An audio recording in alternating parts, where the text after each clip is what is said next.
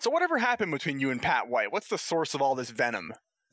The source of it is just the guy is a toxic human being. He has nothing good to say about anyone, really. And he's just a user, man. He's a fucking leech. That's all he is. And it's just the way he treated myself, the way he's treated Ricky, the way he's treated several fighters and coaches that have gone through his gym out there in Vancouver. Nobody that knows that guy has anything positive to say about him, honestly. And now, did you realize this before or after he handed you your water bottle between rounds with the cap still on? I'd already realized it at that point. For me, when I first went there and started training, it was, in my opinion, the lesser of the two evil. It was either that place or, Team Quest with Matt Lindland and everything. And, I chose that path. I'd already done the Team Quest thing. And, I learned a lot of things from the coaches that he brought in, and I got a lot better as a fighter. But, him doing all the micromanaging and just being an ass in general just became worse and worse to where the good no longer outweighed the bad. And, I made a decision after he treated one of the other fighters just absolutely atrociously to just leave. And, I stopped all communication and just went and did my own thing. And, I'm better for it. What did he do to the other fighter? Well,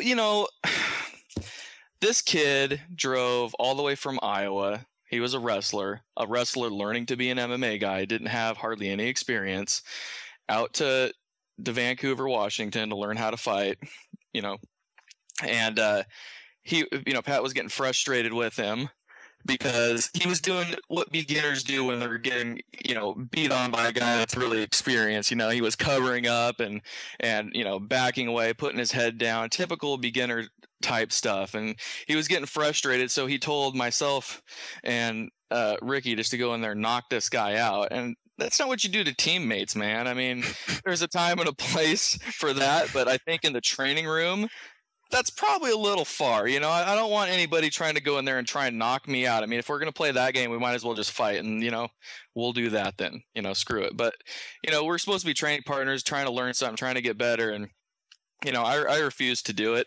I went in there and, sparred like you're supposed to spar. And then Ricky went in there and started just wailing on the guy. And, keep in mind that this kid had already had some sort of a head trauma anyway, where he was having vertigo issues. He would sleep and lay in his bed at night looking at the ceiling and it would spin. Okay, obviously there was some sort of a head trauma with the guy. And then Ricky goes in there and starts wailing on this guy. Now, we're just boxing. It was just boxing sparring.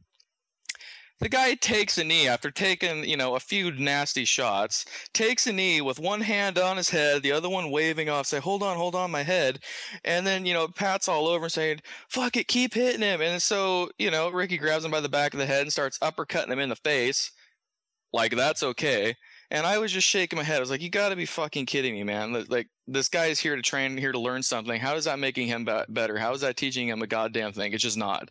And I was like, if that's the kind of, coaching that I'm going to be getting from this guy, and, I don't need to be here, So that's kind of fucked up.